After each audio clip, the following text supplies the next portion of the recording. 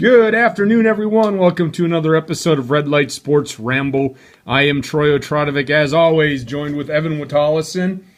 Evan, I heard you had no school today. No kids in the building. You must be in a great mood today. Yeah, no kids again today, but to be honest, I would take the temperatures I'd take the temperatures a little warmer than not having kids any day of the week, because when I drove home from work today, it was a balmy -2, and when I woke up this morning, it was -12, and that's without the wind chill. With the wind chill, it's in the -30s, -40s. So I'll take the warm enough to have students any day of the week than this cold. Feel bad for those that don't have proper places to go in this weather. Yeah, they actually, like you guys, we're about the same temperature out here in Pittsburgh. They canceled Pittsburgh public schools are closed today. A lot of shelters open from 9 a.m. to 4 p.m. For warmth. I had tweeted out last night, I think Old Man Winter and Mother Nature are having a pissing war to see who can be more mean and throwing this weather in the Northeast and the Midwest, because this is getting outrageous. But, we have to deal with it. I always tell people, especially my staff, I hear them complaining about the cold. We choose to live here, and this is part of winter. So if we choose to live here, if you don't like it, go south. But even the south is getting a little bit of a cold. Yeah, well, they're getting snow too. Exactly. They're getting a little they're getting a little taste of what it's like to live up in the north. But with that said, bud, there is cold. There is cold, but then there's what we're getting now. Oh yeah, this is just outrageous, frigid. Really, really, it's cold out there. But with that said, but we got a lot to talk about today, and I'm excited about this one because I think this is the unit you and I were probably most critical of all year in the recap. And I know that there might be times where we have to take a pause. On Twitter today, I told Ben to call in. So, Ben, if you're listening live, hit 1 and join the show.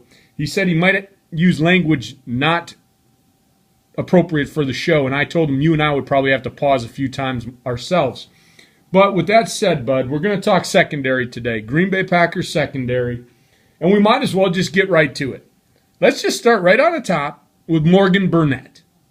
I'm going to let you take it away, bud. Start with Morgan Burnett and how you think he played this year. I don't know. He's one that was mightily disappointing, and you had to pause right there already. I would have to give him a D. I don't think he quite deserves the F, but I would have to give him a D. He did play slightly better towards the end of the year, but he always seemed to be out of position, especially in the playoff game. The touchdown pass to Vernon Davis that pretty much, I think, tied the game up, if I'm not mistaken, or might have gave him the lead. No, it gave him the lead, and then the Packers tied up on the field goal. That touchdown pass to Vernon Davis, Morgan Burnett was late getting over there, and if he would have got over there on time, he would have had the interception, and that seemed to be his MO this year. He missed an interception in San Francisco, missed an interception multiple times this year. And it was mind-boggling, like how horrible he played. He should be charged with theft. The Packers give him that nice contract, and he just pisses down the drain in his play this year. So he's got nowhere to go but up, thankfully. So hopefully he starts improving next year. The one play that sticks out in my mind is against the Eagles, when there was a collision and then the ball just fluttered up in the air and Deshaun Jackson just caught it and strutted himself right into the end zone. And you mentioned something, and there's no more for me to say. He was a step behind all year. You look at his stat line, he was second in the team in tackles with 96. But he led the team. You don't want a safety being second on the team in tackles. You don't. Let's be honest. You don't. But there's another stat, too, that he leads the team in, which is 17 missed tackles. And so my problem with Morgan Burnett is that you nailed it right on the head. A step slow getting to the ball. And when we look back at our Super Bowl runs, we had Leroy Butler, Nick Collins. They controlled that defense. I don't think Burnett is that guy. He's got talent. They gave him a big contract. But I don't think that Morgan Burnett is the next safety or even going to be close to the level of a Nick Collins or a Leroy Butler. We need... No, he's not the top safety. He needs a good safety playing beside him. Yes, and that's where I was going. We need a guy that's going to be in the Nick Collins, Leroy Butler talk. When that happens, Evan, then I think we see the Morgan Burnett that they gave all the money to. He's a guy that cannot have that added pressure of being the man. And the stat that really sticks out to me is no interceptions for Morgan Burnett. None. Zip, zilch, none. He could have had 4 or 5 that I recall. He's got to make those plays back there. So yes, he does. I'm like you. I don't think he warranted an F because in my book, if I give somebody an F, that means I don't want him on the team anymore. I gave him a D- though because I really thought that he underperformed when he needed to step up.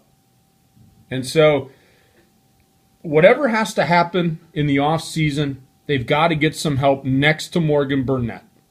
Now, yeah. You know, the safeties had 0 interception this entire year. First time that's happened for the Packers in quite some time. You stole my thunder, dude. You're always sorry. I'm good at that. You're always stealing my thunder. Yes, that's the stat that really pisses me off. So our safety's got to make plays. And so I really hope that in the offseason they go out and they spend the money on a safety. Because even if we get a safety in the draft, we're not going to get a safety that steps in and as a rookie can be the man. That's my thought. I know that I've seen the there is one in the draft that can, but he's going to be long gone before the Packers get him. Yeah, we're not getting... Clinton Dix from Alabama. Yeah. I've seen a mock draft where he drops to us. That would be great. But I don't see him dropping to 21. There's no way. I don't either. Now, I know it's not Ted Thompson's MO to move up, but I'll tell you what, if Dix is there around 15 or 16, I might think about it. I might think about moving up. Especially for me, it's the Bears especially for me, it's getting them away from Chicago because Chicago needs safety help desperately too. Exactly, but I think, again, a lot of it depends on his pro day. A lot of it depends on the combine. You know, these things are so important when the scouts are evaluating because it can make your stock go up or down. So we'll see, but they need to do something at safety. But with that said, I gave him a D-. I didn't think he was worth an F. I think the guy's got potential. He just needs another compliment next to him so that he can go out and play like he did 2 years ago or 3 years ago and show that progress because he was making progress. He's actually never had a compliment next to him, really. No, he has. I think 2010 was his rookie year, and he blew out his knee. And then 2011, Nick Collins got hurt. So he's never really had a good compliment next to him. No, but you know, even with that, I was seeing the progress. He was getting better, and that's why the contract. Yeah. When the Packers gave it to him, they saw that same progression. He was getting better, but all of a sudden, you know, you got to throw him now into those gets the money and can't play worth a crap because that's what happened. So let's move on, though, bud. Let's move on to Devon House. How do you think Devon House played? I will say this. He did play much better than I thought he would in the playoff game based off what I saw from him during the regular season. I would have to give him a D. He's another one of these guys that you talk about potential, but he's not been able to stay on the field and be healthy, or he hasn't been able to live up to that potential. So I'll give him a D. I need to see more from him. I like his potential, but he's not quite there yet. I agree with you. I gave Devon House a D+. So, wow, another D. And you talked yesterday about the way that you were grading linebackers, and you're going to probably see a little bit of a trend coming out of me when it comes to the secondary play. What I saw from, actually, and I can say I saw it with everybody in the secondary, I saw so much inconsistency. So much. Now, the thing that I like about House is he has that raw potential because he's shown it to me. he has the ability to be a very solid cornerback. I don't think he's ever going to be an all-pro, but I think he has the ability to be a good second or third cornerback. And he's just got to get consistent. And that is my problem with him. There's and I'm not even talking about full games. I have not seen a full 60 minutes out of Devon House.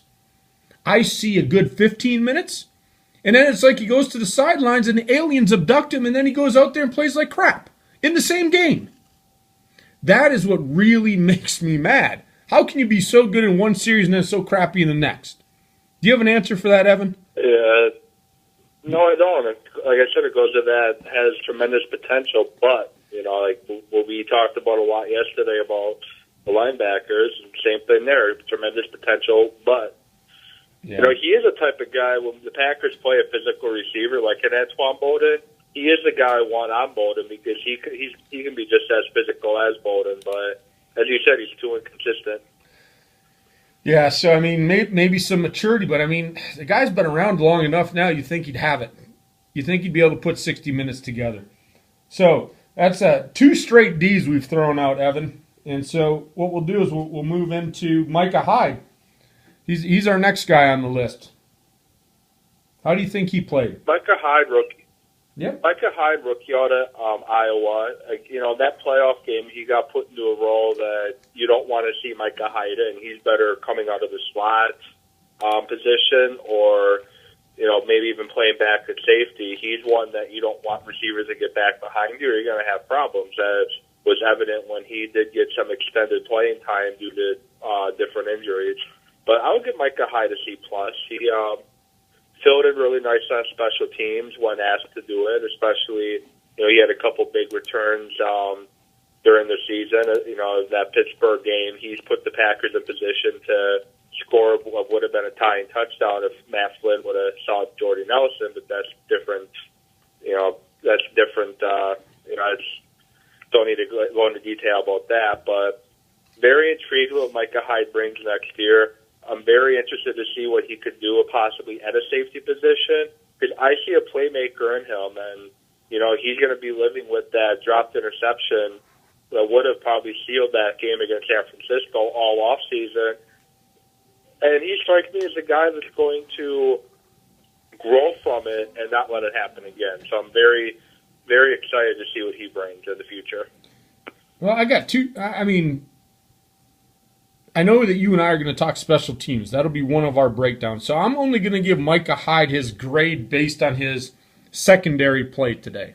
I'm not going to bring the special teams into it because to me that is a totally separate part, and I've given him 2 grades. I agree. I've given him 2 different grades. As a cornerback, I gave him a C. And I know people, and you and I both have watched Twitter, and after he dropped that, everybody's blaming Hyde.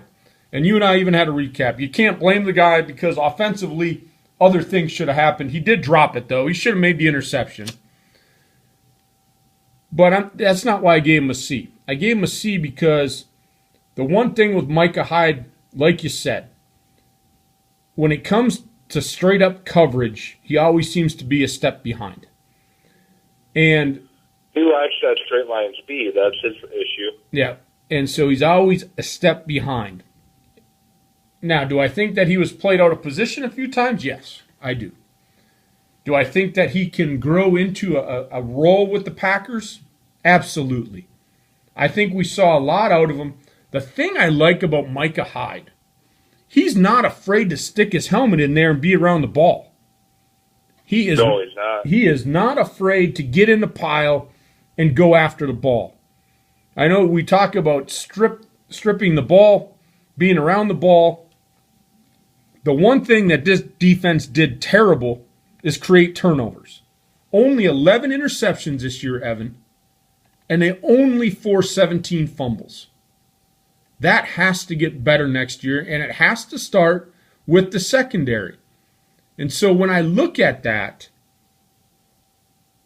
Micah Hyde is a guy, when he's put in the right position, a guy that can probably go in there and start forcing fumbles because he's got a nose for the football to be around it.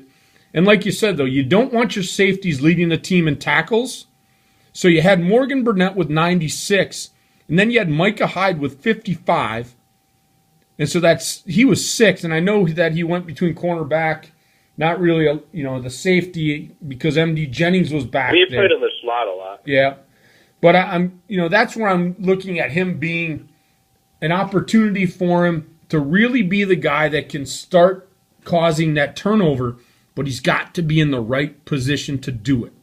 Because if we're going to ask him to straight up man cover, he's going to get burned because he's always that step behind. But I just mentioned the other guy that played some safety for us, MD Jennings, and I want you to share with the listeners. Doctor. I want you to share the story about Madden that you shared with me on the pre-chat. I was just saying, I've been playing Madden 25 a little bit lately. Now the Packers season's done and NFL season's coming to a close. I've been playing some Madden 25, and he's actually a pretty solid player, Madden 25. He's a sure tackler, good in coverage, and it's kind of sad that he can't bring that to real life. Yeah, it's really sad. So let's go and analyze his play. What do you think about his play? He's one I'll give a D to as well, just like Morgan Burnett. He's playing in a role that he shouldn't be playing, and he's not a starting safety in the league. He is what he is. He's not a playmaker. He's a special teams guy that can contribute in the dime or nickel package when you need him or play spot duty in a pitch. I compared him in our pre-show to Mark Pryor, who played some safety for the Packers back in their Super Bowl years, or even a Matt Bowen, I believe. That's the name I'm looking for. He's someone else that had played some safety for Green Bay. He's a sports writer now for in the Chicago area, but he reminds me of those two. He's a more athletic version of those two. He's good in spot duty, but he's not an everyday player.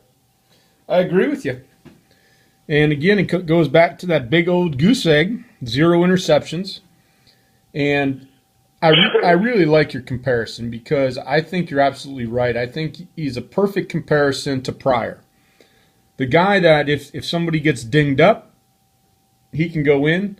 I don't think he's a starting safety for the Green Bay Packers, but I think he's a valuable commodity. And the reason I think that is the guy has all the physical attributes to be a very good player. But I don't think he has it all upstairs. I just don't think he has it all upstairs to be a starting safety in this league.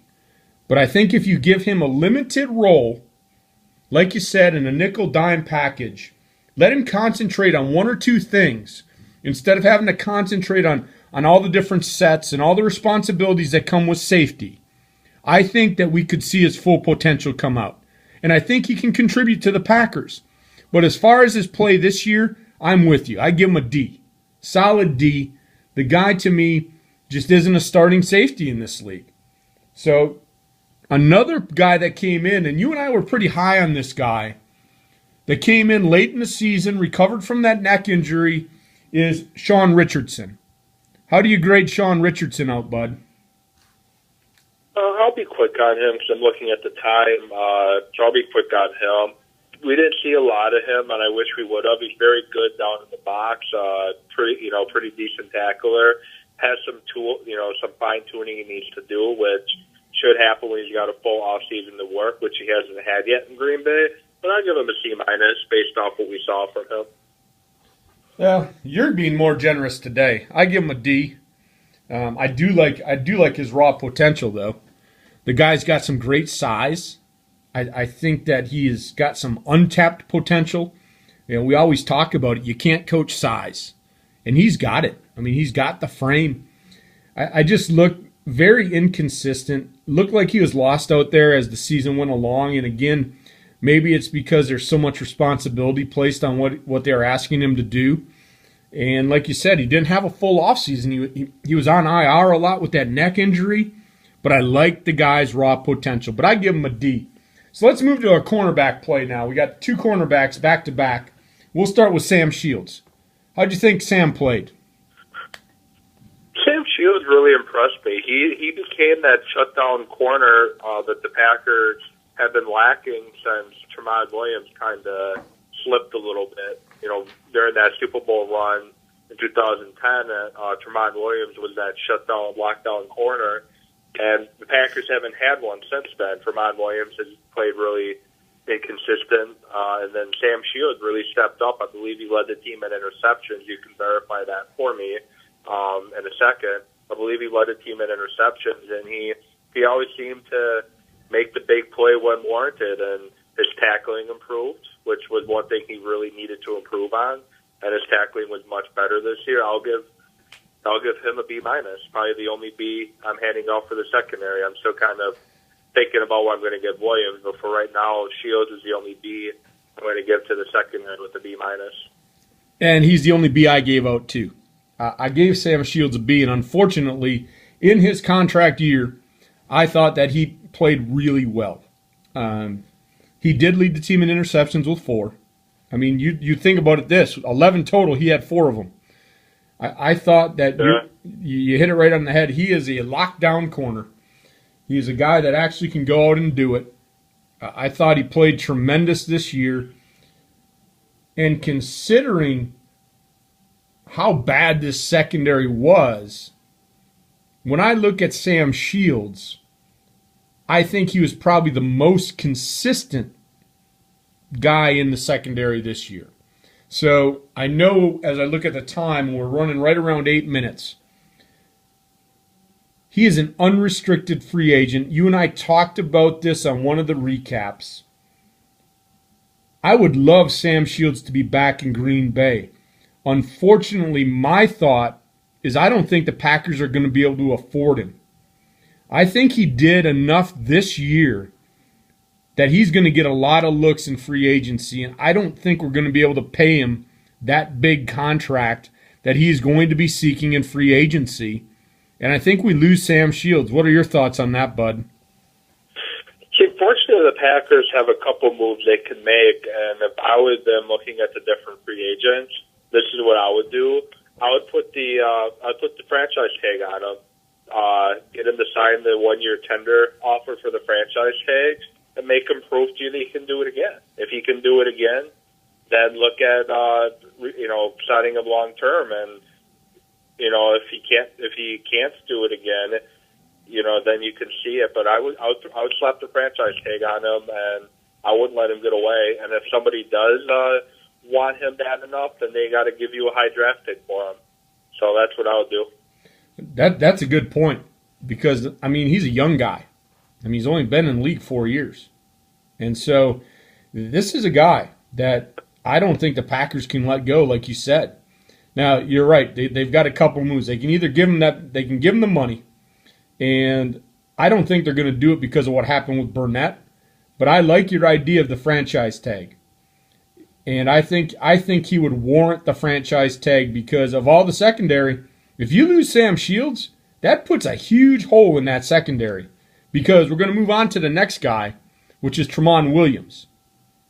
And I'm going to let you go first because I got to catch my breath and I got to settle down before I start talking about Tremont Williams. So go ahead, bud. Well, Tremont Williams started out the year very poor, but as the season went on, he really improved his play. And when we talk about the secondary being poor, by the end of the year, it wasn't the corners that were playing poor. The corners are playing pretty well, in my opinion. It was, the middle of the field where the Packers getting burned with the linebackers and the safeties. That's where they kept getting burned. Tremont Williams played extremely well towards the end of the season. What should have been a huge interception in the Dallas game turned back. Then ended up getting a game-clinching interception, if I'm not mistaken, that finally sealed the dagger, as Wayne Larrabee likes to give out.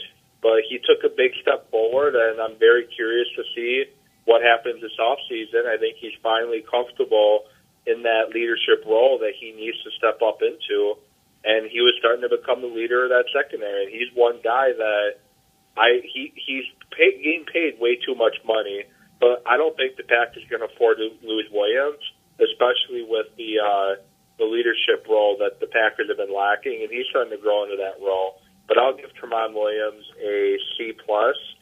If he would have started out the way that he had ended, I think the season would have gone a lot different for the Packers. But I give him a C+, and I'm very intrigued on where he goes stepping forward. Well, I'm in the C range too, but I'm just a solid C with him. And the one thing with him is the veteran that he is, like you said, he started off the year really poorly. But the one thing with Tramon Williams is I think he could be a shutdown corner. The problem is, and you had mentioned this, and maybe a lot of those penalties were early in the year, but man, he had 11 penalties at cornerback, Evan. 11 penalties, and you think about that, a cornerback in penalties usually results in a first down. And so when you're giving up that many yards in penalties, it just gets to me because he doesn't have to do it. The guy's got the athletic ability to not get those illegal contacts, get those pass interference calls. The guy's using his hands way too much down the field when he doesn't have to. And that's what really irks me with Tramon Williams. I go back to the Super Bowl run and what he did then, and then even the year after, and to deserve the contract. Do I think he deserves the money that he had based on his play this year and even last year? No. But he had done it in the past. And I think he can actually rectify this by having a great year next year to prove to me and to all the fans that he deserves that contract. Do I think he's overpaid right now based on last year's performance? Yes. I just get irked with the way that he uses his hands and his body. He doesn't have to do it. So why does he keep doing it? Because I think he has the athletic ability to be a straight-up cover guy. And he's proven it. He's proven it in the past. And so I don't know what it is with that. He can't be getting burned that much. I mean, he's a guy that I think is a very solid cornerback. So with that said, I gave him a C. Leaves us with another guy. Chris Banjo's the next guy, and we're just about 2.5 minutes in. So what do you have for Mr. Banjo? I'll give him a D. I didn't see anything up from him that really stood out in either direction. He did seem out of place at times, but he played very limited. I'll give him a D. Yeah, very limited playing time. I actually debated whether or not I'd even give him a grade based on not even seeing a lot from him. I know he's a free agent. We have exclusive rights to him. But to be honest, whether or not he's back with the Packers, I could care less at this point. I didn't see enough of him. Coaches must have seen something to give him some playing time, but he, nothing too flashy, nothing too impressive by me. Young guy, again, kind of like I said with a few of the guys, just looked lost out there. I gave him a D. I really couldn't judge his potential based on the limited playing time that he had. So with that said, there's another guy that always seems to be able to make this team, and that's Jarrett Bush. What do you have for Mr. Bush? 90 seconds. Any comments on Jarrett Bush, bud? Oh, sorry. I got distracted for a minute. Jarrett Bush, didn't see a lot of I didn't really see enough of him in secondary to give him a solid grade. I'll give him a C-. He did well in limited roles, and he's a special teams guy. That's his specialty. Yeah, he's another one of these guys I gave 2 grades to. I think he brings 60 seconds. Brings something to the special teams. As far as cornerback play goes, I gave him a D again. I don't like the guy in the field. I don't like him in coverage. I love him on special teams. Hate him in the secondary. So I gave him a D for his play in the secondary. I like him on special teams, and I'll grade him out on our special teams talk. That left us with Denard, who's incomplete, and also Casey Hayward is a guy I'm looking at the time. I think he can come back next year and help us out. Any quick words about Hayward with about 30 seconds left, bud? No, just incomplete, and hopefully he can bounce back and play like he did his rookie year. This was a tough one, bud. A lot of secondary people to talk about. 30 minutes went by so quick today. As always, Evan, my pleasure to do the ramble with you. 10 With seconds. that said, everybody, hope you enjoyed the show tonight. We'll see you at the next red light. Tune in tomorrow. Tomorrow is Twitter Talk. Give us your ideas on Twitter. Have a great night.